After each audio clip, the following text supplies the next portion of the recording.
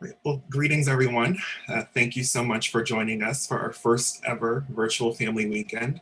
My name is Brandon Kyle and I am the Director of Alumni and Family Engagement here at Pitzer College. We are so pleased to have you with us today live from all across the world. And during a time of all things digital, we are now more than ever able to reach more of our Pitzer families than ever before, making our connection that much stronger.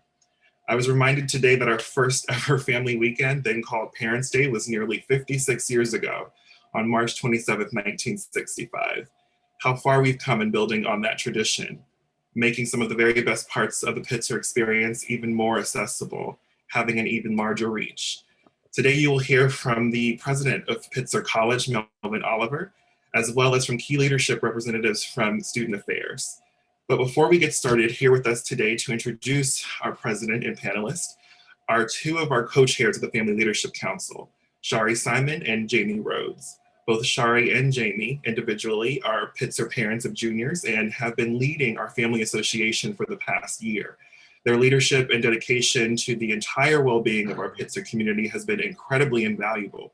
And so much of this weekend is due to their support and willingness to be both present and innovative during one of the most unprecedented years that we've known.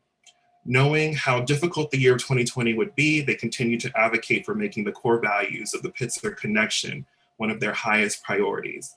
With that being said, I will now hand it over to one of our FLC co-chairs, Shari Simon. Thank you, Shari. Good morning.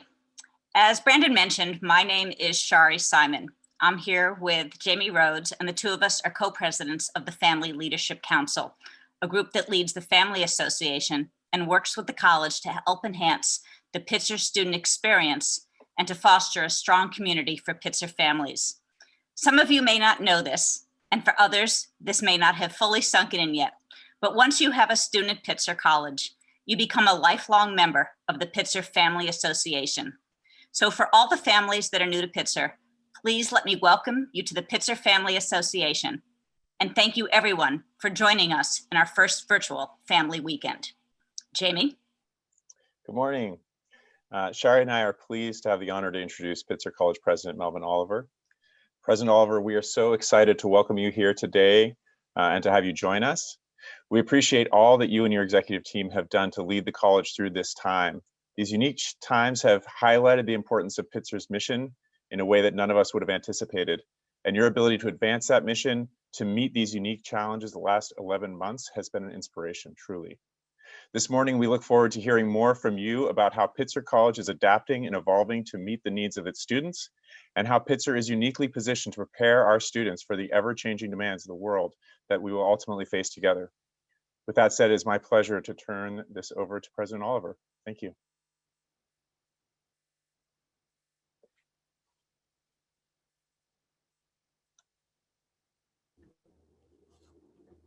Thank you, Jamie and Shari. It's so nice to be here. I want to welcome all our returning members of our community, families from P20 to P25. You know, this is one of my favorite events, Family Weekend. Usually I would be welcoming and renewing friendships with first-year parents who I've just met and move-in weekend. And those parents that I've seen for 2, 3, possibly 4 years. Suzanne and I really enjoy that interaction. But as you know, this is not the year for that. We're now virtual. I've called this the year like no other. So we've all had to adapt. If you're at home, you know you've turned into pretty much a house hermit. And if you have your kids around, boy, it's really crowded. So I know that our faculty, our students, our staff, they've had to do this virtual college. And we all know that's not the product that you were excited about when your son or daughter was accepted at Pitzer, or you've seen the real product in the second, third year that your students have been here. But we've learned quite a few things about Pitzer because of this experience. Let me share with you 3 things that I think I've learned. I've learned that we're a pretty resilient community. We've been very adaptable. You know, our faculty had to make a, just overnight transformation from face-to-face to virtual education. It wasn't easy. Our students had to struggle. It was not easy at all, but our faculty responded. They also responded by recognizing the difficulties and making some different arrangements around grading so that we could take a little bit of the stress out of this virtual student experience. In the summer, the faculty went back and mastered the pedagogy around virtual education so that they could be better in the fall if they needed to, and we needed them to.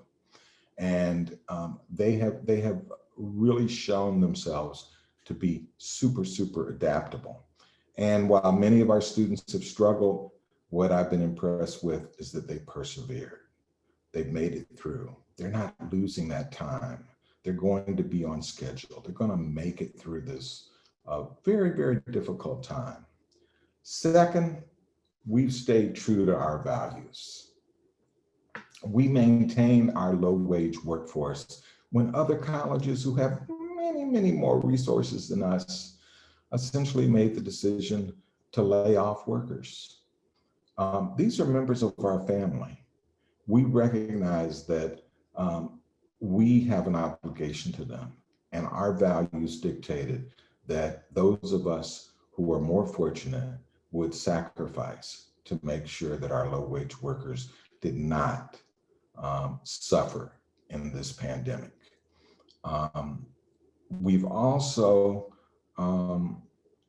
put pretty high taxes on ourselves, but we did it in the Pitzer way. We went for the highest earners. We did it progressively.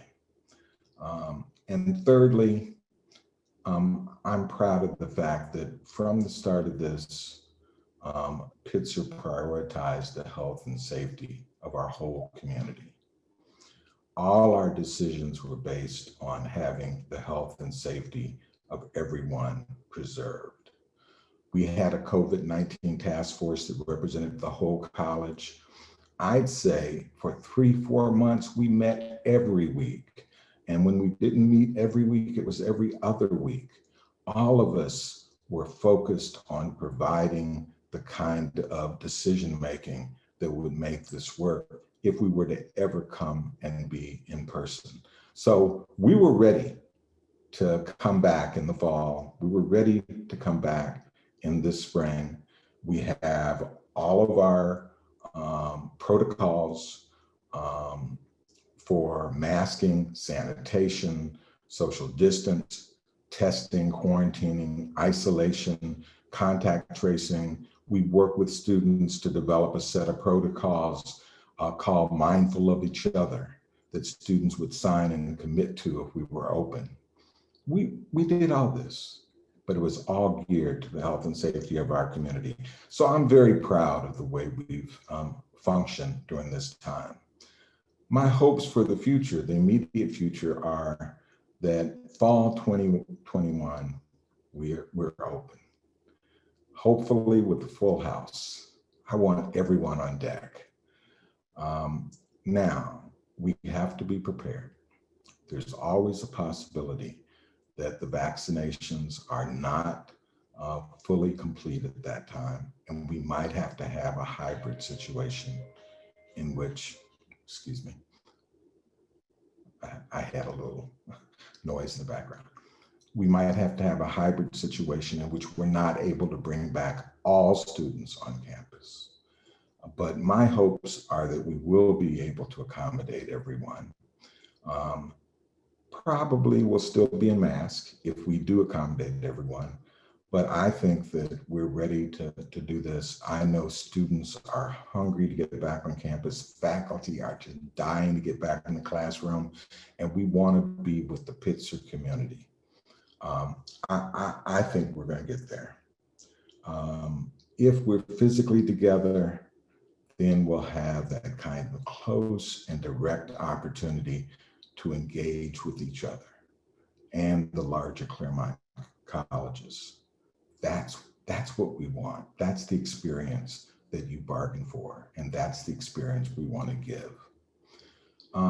When I talk to parents, I always want to mention that, you're just as important a part of this community as any other segment: faculty, staff, students, parents. Parents are important because you provide a very important set of resources. Your engagement with us allows us to do things we normally couldn't do. And I want you to continue that engagement. What do I mean by that engagement?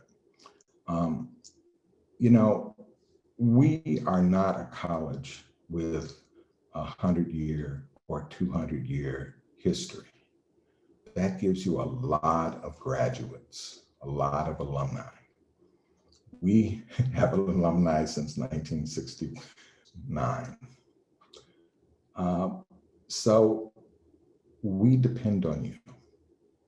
We depend on you to help support us. And luckily, your generosity and your engagement has always been there for us.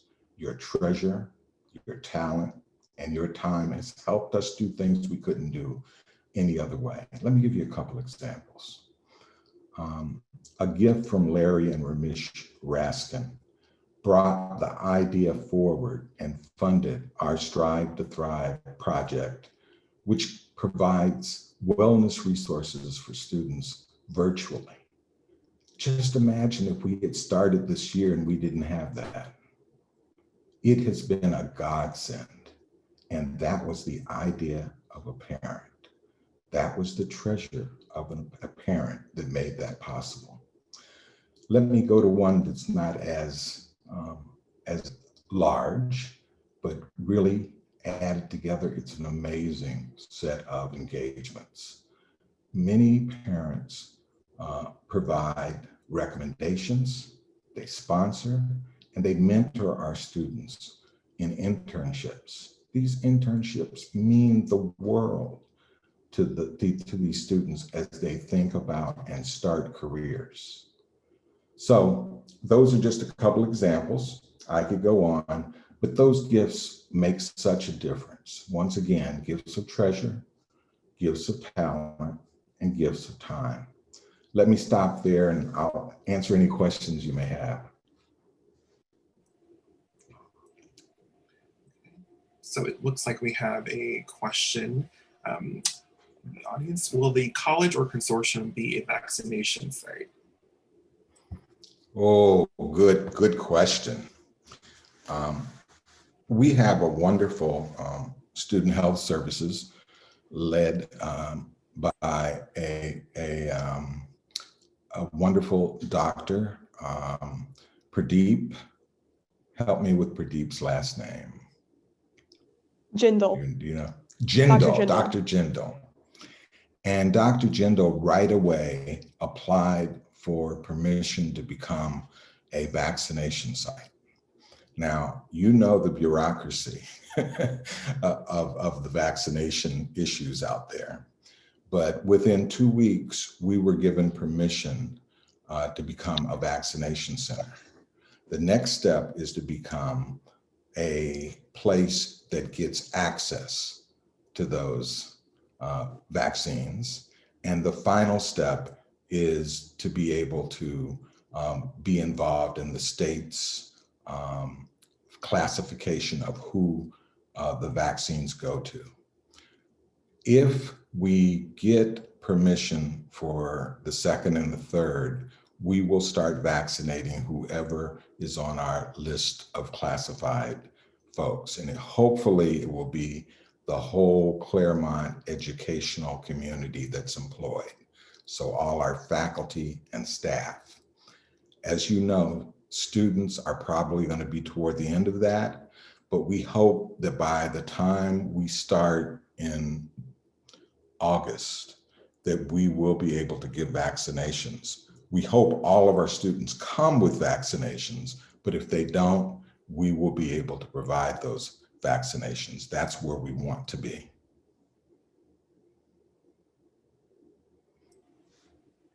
Thank you. see. What are any current plans that might be on the table for commencement or graduation? Well, there's a committee headed up by the presidents of the previous 2 classes that did not have graduation, and they are going through a process to identify their commencement speakers and whether or not this is going to be a live event or some sort of hybrid event. So I can't give you the answer, but they are working on it. And I think I'm right if Kristen and Josh can confirm that that is close to the truth. Yep, that sounds good. And I think Jim put that same comment in as well. The committee's working on it and should be some notice in the next few weeks, hopefully.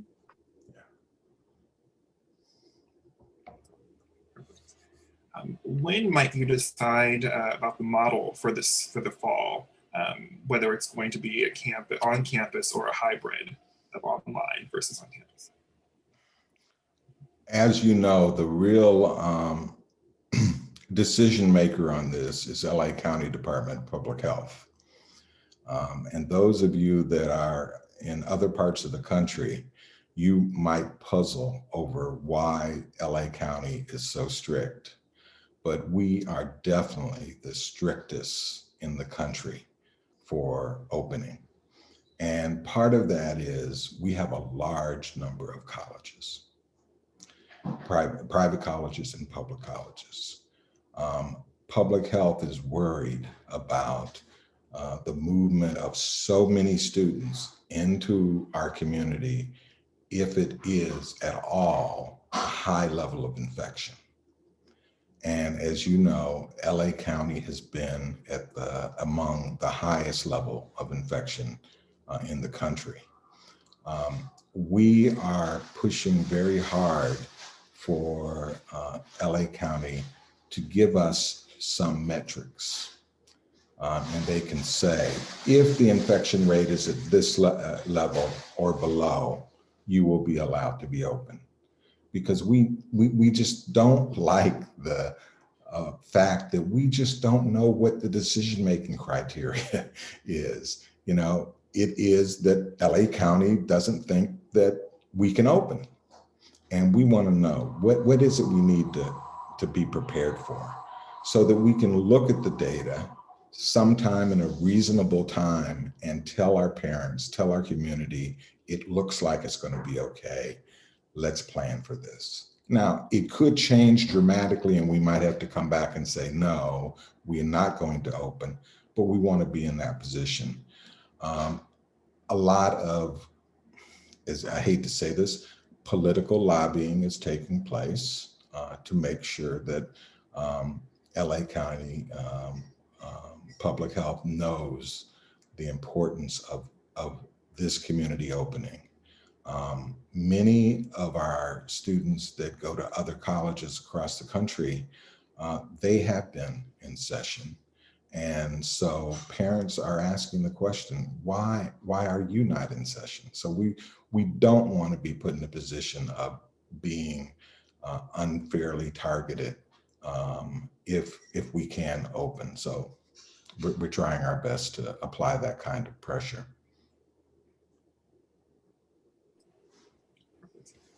Looks like we have a couple of questions about Pomona Pitzer State 10 athletic programs.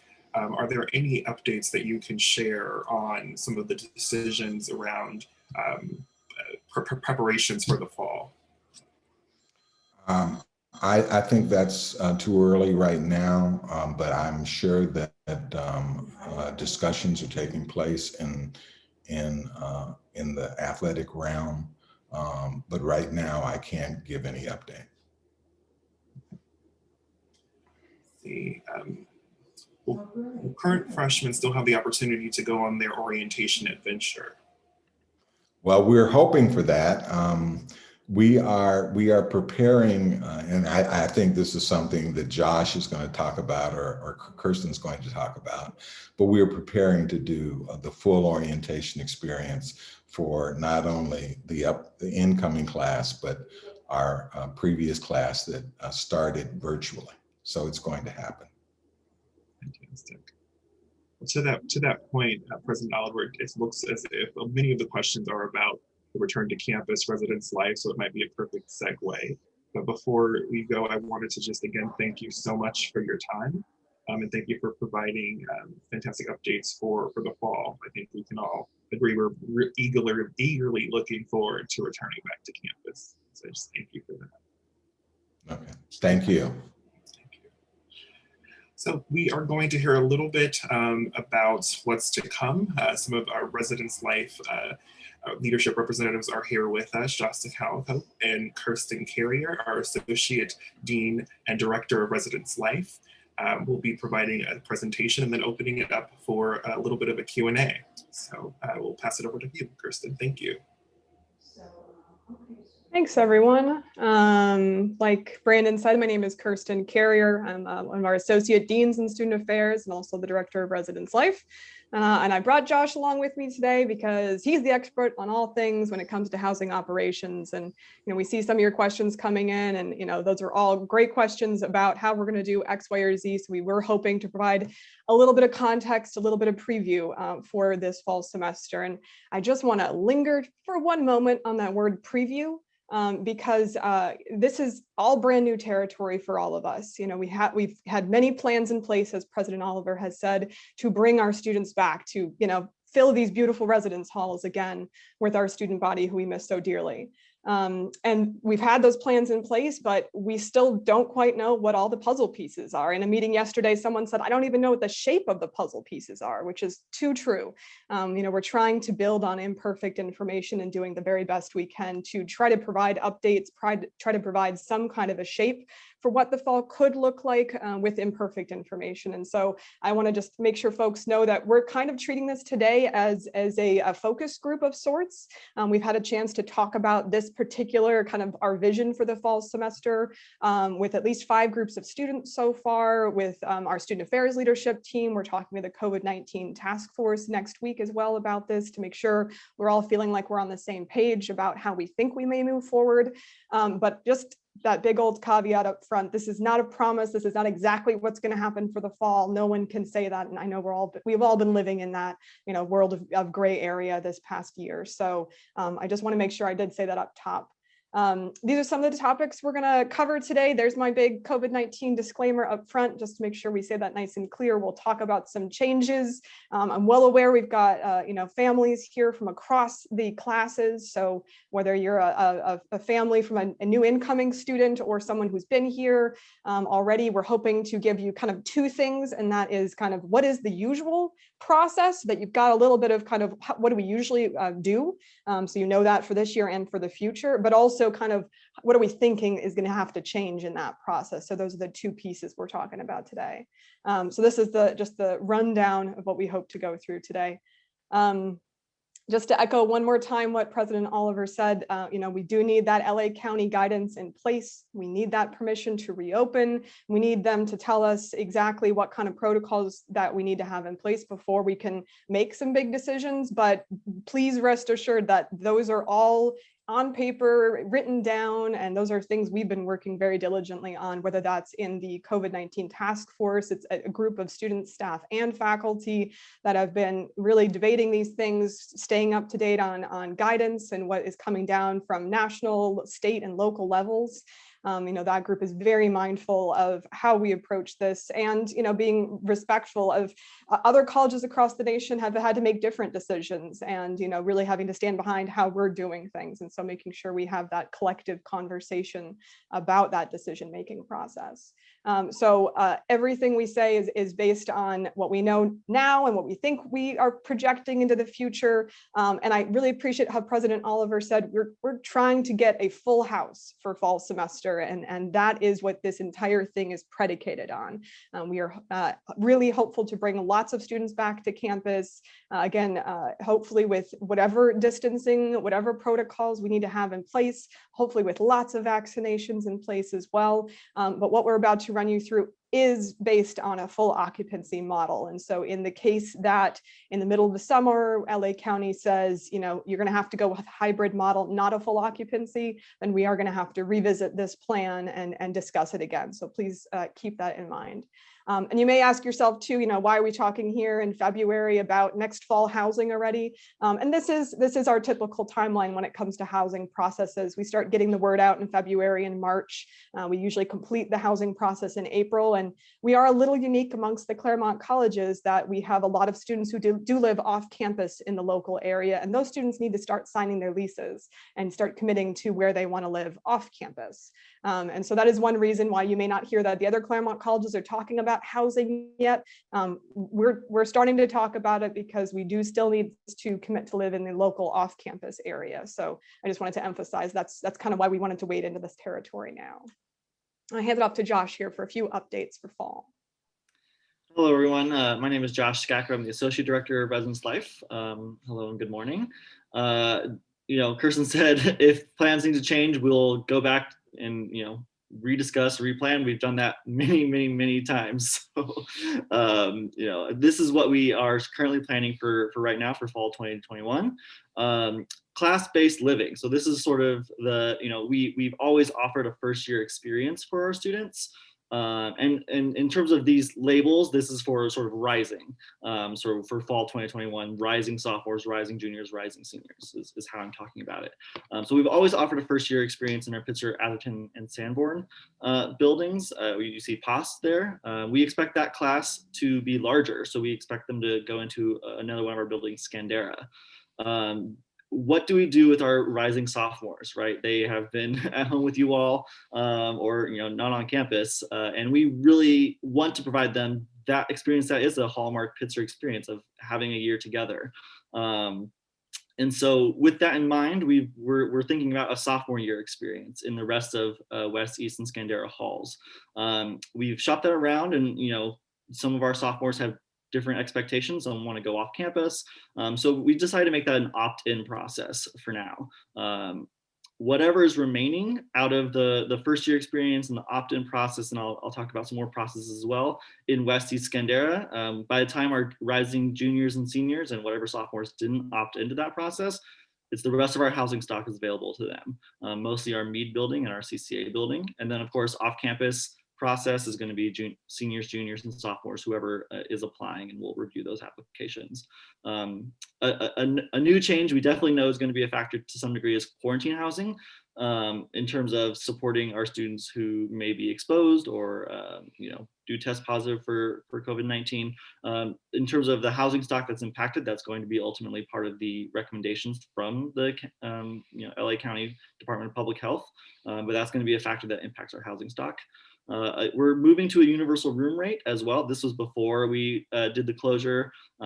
This is just to say that there's a universal cost for the residential experience that it no longer is dependent on what type of housing you have. And then with Mead Hall closed, Mead Hall, you may have heard from your students, is our older hall, and it offers a very unique sort of suite housing, but with no students in it, it offers us the opportunity to start doing some renovations that it really needs. And so new air conditioning, which is really important in Southern California, new heat units, not as important, but that's okay. Bathroom vanity upgrades, and then exterior paint and a stairwell remodel as well. It's definitely, I think we have some new communication going out in terms of our facilities staff that's been working on it. So I'm excited to see some of those pictures as well. Thanks, Josh. Good updates there. And for anyone who's been in Mead Hall, sure, it's older, Josh, but it's historic. It is beloved, and it is very exciting that during this closure, we were able to invest some dollars into keeping it, up and running, keeping that tradition going. So we're very excited about Mead, and I hear it has orange doors now, and I love orange. So put the orange everywhere. That sounds great. I tried to convince them to paint the entire building orange. They said no. So the doors, we will settle for that. Just a quick reminder about our off-campus process. We're wanting to emphasize this year because we've started to hear from our juniors and seniors, which totally understandable. But we've started to hear from juniors and seniors that are going to be rising juniors and seniors that they want to keep living on campus. They missed a whole, year and maybe a year and a half-ish, right, of living on campus, and they want that experience back, which we're excited about. Great. but we also don't have enough beds for every single junior and senior to live on campus, because typically 40% of our seniors and 30% of our juniors and even 10% of our sophomores do live off campus in the local area. And so we want to make sure we get those numbers out there to say to families that it's okay if your student does continue to lease in the local off-campus area. We need some students to continue to do that in order to have enough bed space for our other classes of students. So that is why we'll be opening up that application process here early, because we want students to start exploring that off-campus housing.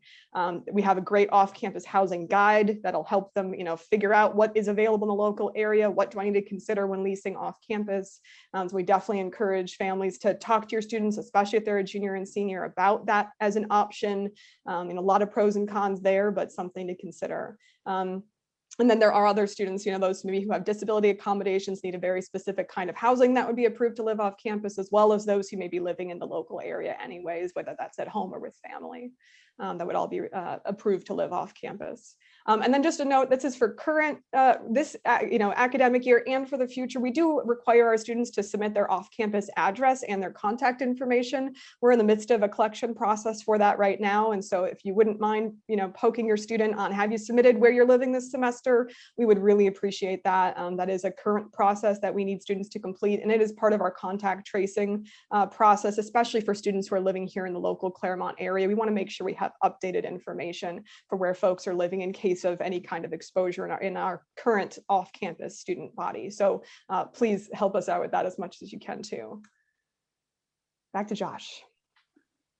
Right, so I'm going to go over some of the sort of broad, 1 mile high view of the housing selection process. There's lots of nuances. Of course, we have a new software that we've been using called the residence system that your students are able to log into and see when the time comes. They'll have applications in it. So in terms of our broad phases, and I'll go over sort of different tracks as well in the next slide. There's an application phase in which students sort of choose their track.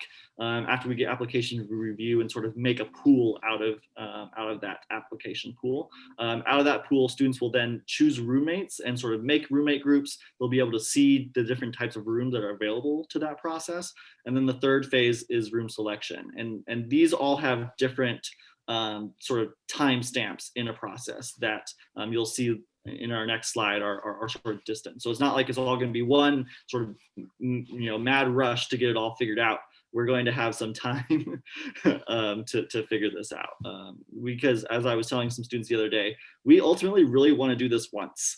We have some sister schools in the Southern California area that have sort of every time it looks like we're going to be able to be open, have done a whole housing selection. Students have a room that they're going to move into, and then it doesn't pan out. And so it's a lot of work. We want to do this once, and we want to be sure. Yeah. Okay. So this is my realm, and please don't be overwhelmed. I try to use colors, but this is just to say those different tracks that students can go through. As we were talking about for the off-campus process, we're going to open the off-campus process and the disability accommodation forms, applications within residents sort of first, and help get those applications in. For our off-campus, we're sensing a need to get students to move off-campus. Those are rolling approvals as they come in. Eventually, typically, we have a limit, and when we hit that, then it's more conditional. Review of the application.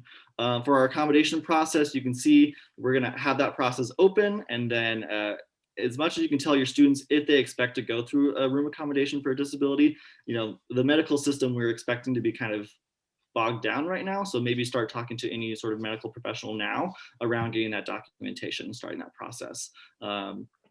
And then, that process will carry through in terms of approvals, and those students will select their space. Students that get declined through either of those processes are also ultimately going to go through a housing selection process. We've got that opt-in step for our sophomores seeking the sophomore year experience. We really want to make sure that when a sophomore applies, we can say you're prioritized, right? We really don't want you to, feel like you need to search for spaces. And so for our sophomores going through sophomore year experience, we definitely want to say you're locked in. We've got space in the remaining of West East Scandera. And we want to make sure that they have that sophomore year experience that they've opted into. And then the remaining of students are rising juniors or rising seniors, and any sophomores that haven't gone through that process. There's going to be the remaining of our housing stock at the Claremont Collegiate Apartments, Mead Hall, and anything that's remaining in West East Scandera. And you can sort of see the sort of cascading of priority. We're going to get off campus and our room accommodations for disabilities, students that are approved through that process, make sure they're in rooms. And then sophomore is, the sophomore year experience, make sure they're in rooms, and then everyone else. Great. And like Josh said, it's overwhelming and likely to change. So it's a preview. And so you kind of know what it looks like too in typical years. And your students will have to worry about this more than you will. So hopefully just, make sure they stay on top of our processes. I've been getting the question a lot from students, from families, kind of when is this all going to happen? And, $1 million question right there, when is LA County going to give us, like, here are what's going to happen for spring semester or for fall semester, and here's what you can do to reopen. It's not in our control, but what could be in our control is some of these processes. And so, we're starting to think about March is probably the time when those first two processes kick off that Josh just outlined. That's the off-campus and the disability accommodation process. We'll make sure exact dates get out to your students as we get closer to those. We're looking at an April-May timeline, likely April, hopefully fingers crossed that is when your students would be able to say, like, I'm interested in campus housing, I'm going to apply for campus housing, and then we'll close off that application and we'll know how many students we have, and we'll be able to tell them, yes, you get a bed space because we have this many beds and this many applicants. So we should be able to do that by April and May. But then they're not actually going to go into that second phase of housing selection, that kind of finding their roommates and looking at rooms. We're not going to do that until July.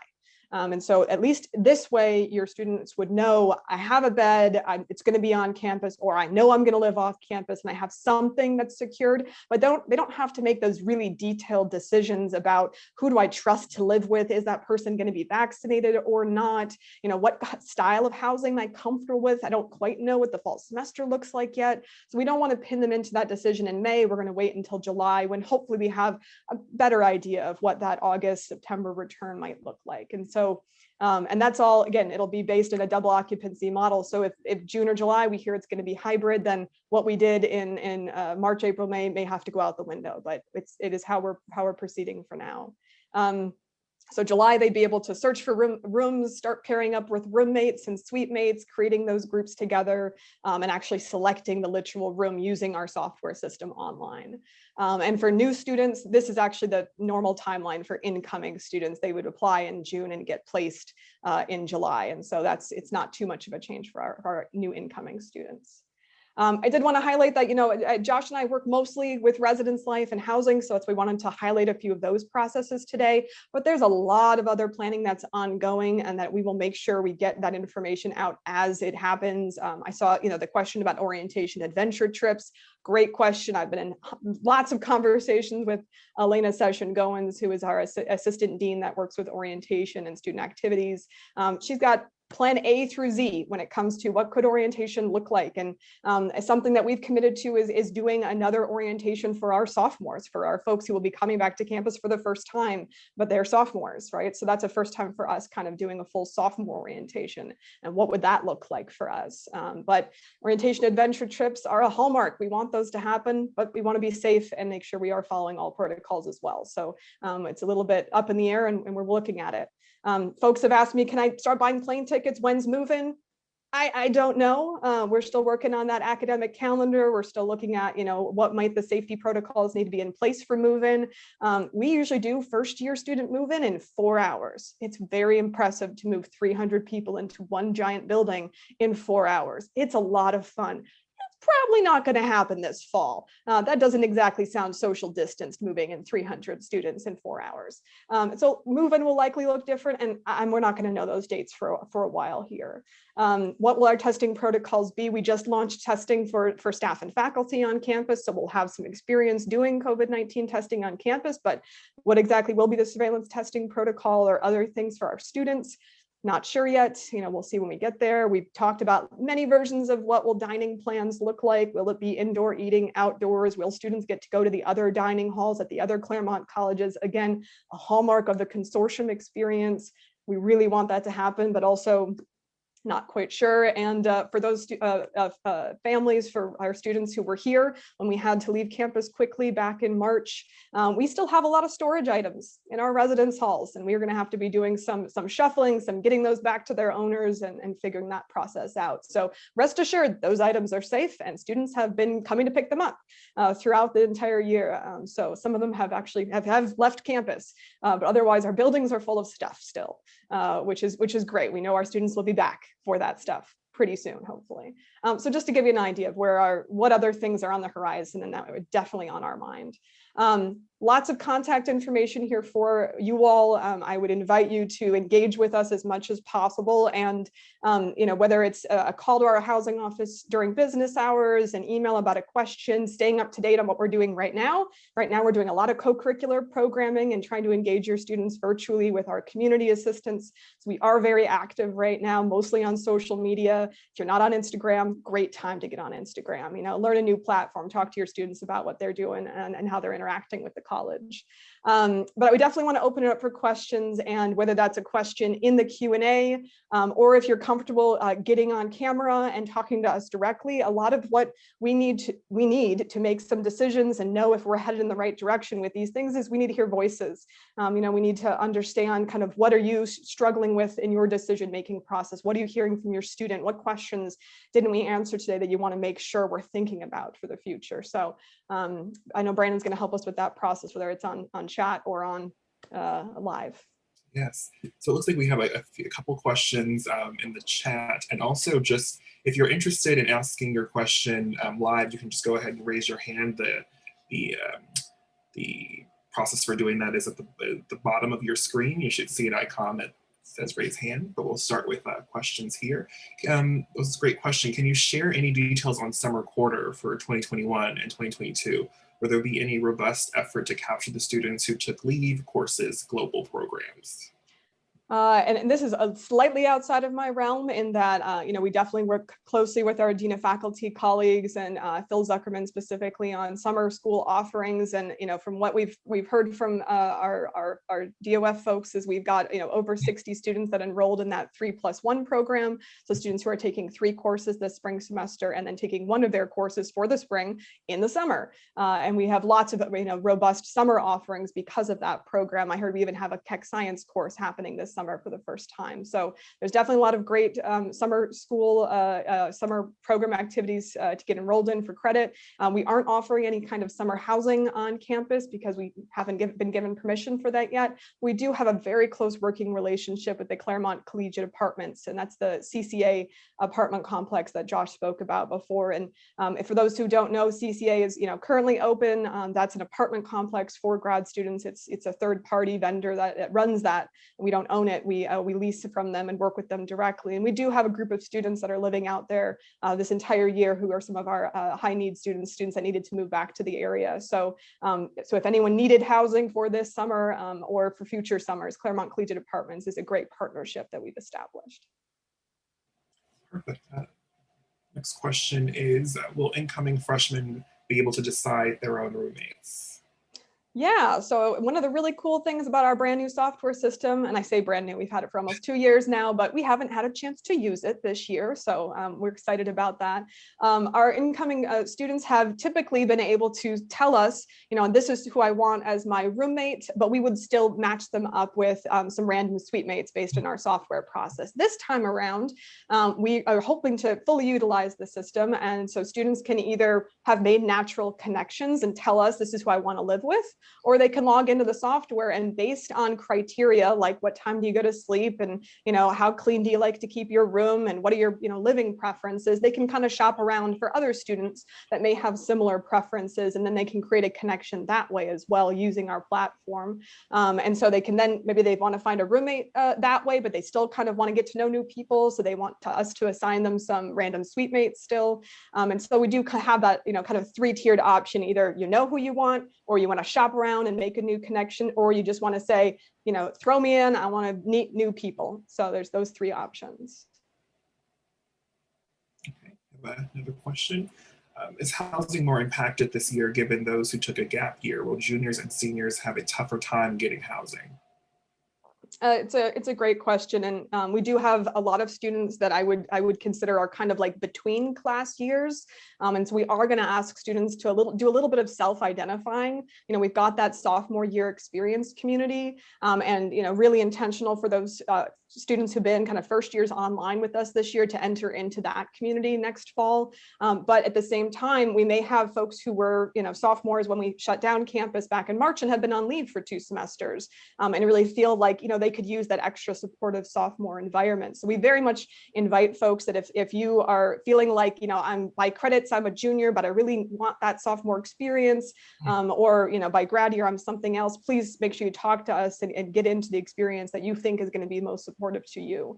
And yeah, our numbers are different this year. We've got seniors that have taken leaves and are going to be here for 1 more semester next year.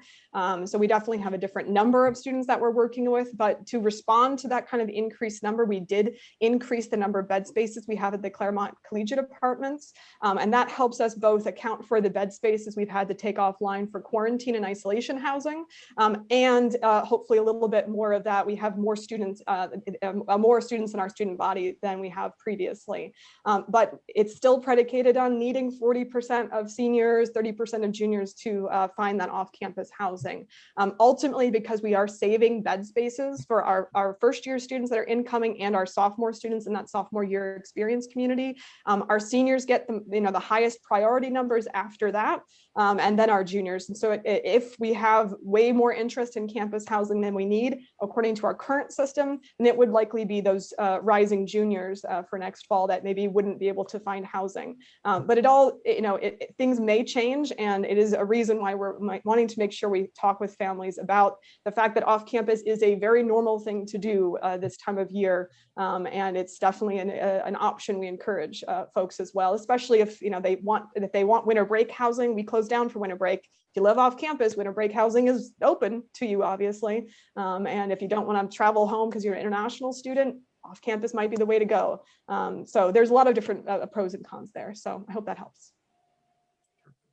Just a reminder, if anyone wants to or is comfortable with rather sharing or asking their question on screen, please go ahead and raise your hand.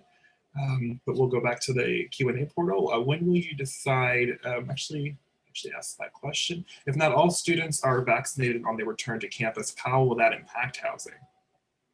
And that will definitely be one of those, things we'll probably make a midsummer decision on once, we see what guidance is, and once we understand what our access to vaccinations will be, nationwide, worldwide, locally as well. We've talked about different strategies for incoming international students that may have different access to vaccine in their home countries. What will that look like for them to maybe get vaccinated upon arrival? How long between that vaccination and being able to, fully enter our community, and what could that look like? So, there's a lot of options on the table. I don't think I can exactly say right now what will happen, but I do think that we will likely be in a model where there are a lot of strict social distancing and masking on campus still, especially in the beginning. We had this approach in mind when we were thinking about a fall or a spring return this year, and that's kind of an under promise, over deliver.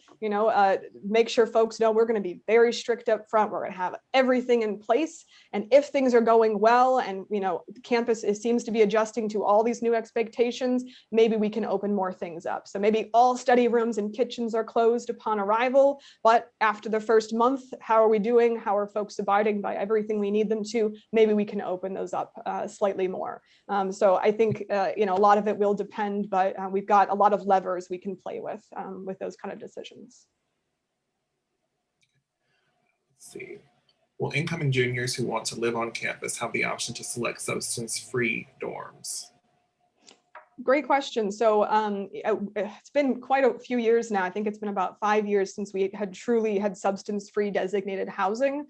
So we don't have that as a current like special living community or anything like that. And that was, quite frankly, due to lack of interest. But we do have, again, that robust roommate and suite mate selection process. And, if you don't know our campus well, because you haven't been here recently, we have 100% suite style living, which is very different than a lot of, college residence halls where many of us went to school. I know I shared a bathroom with like 50 people when I was a first year. And so because of that suite style living, your living area is very enclosed, and we have, outdoor hallways. And so you really get to know your roommates and suite mates. And I would suggest that you have really deep conversations about your priorities, your academic goals, why you would like substance-free living, and find that living community that's going to be supportive of your choices. And you can always talk to us about, what are areas of campus that we would recommend that, maybe are quieter. That is something that, if you want to prioritize that. So I think that's something we can help you with. Our roommate matching software can help you find somebody that's going to be supportive of that choice as well. And again, it is more about that direct living area. Once you step outside your door, there's not really any communal space. It's the outdoors. And so as far as substance goes, we don't allow any kind of substance in outdoor areas on campus. That's not something you would be seeing outside your door. Hope that helps. Perfect. Well, I want to stop there and thank everyone so much on this panel for joining us. This was a very helpful segment. I'm really glad we're able to record this and share it with families who weren't able to attend this morning. A special thank you to both Shari and Jamie of our FLC Family Leadership Council, as well as Kirsten and Josh from Residence Life, and of course, President Oliver for joining us for the State of the College this morning. Again, I want to thank every single viewer out there, every parent, every family member, every student who is watching. This community obviously is a tight-knit community, and we want to be able to get as many of these answers out to you as possible. As you saw at the end of Kirsten's presentation, if you have any questions directly related to residence life or housing, you can contact them at housing@pitzer.edu. And if you have any general questions where we might be able to either answer ourselves or get you to the right department, you can always contact us at engagement@pitzer.edu. So thank you all so much, and I look forward to seeing many of your faces during the rest of the weekend. Take care, everyone.